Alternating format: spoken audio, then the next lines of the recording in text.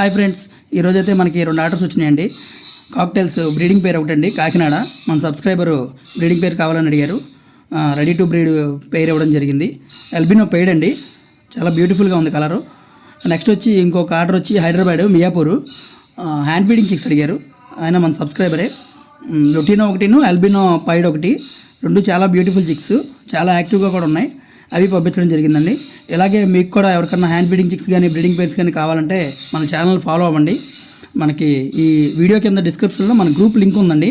దాంట్లో అయితే రెగ్యులర్గా మన సేల్ పోస్టులన్నీ అందులో పెడతానండి. దాంట్లో జాయిన్ అయ్యి మీరు గమనించి ఏమన్నా కావాలంటే ఆర్డర్ చేసుకోవచ్చు.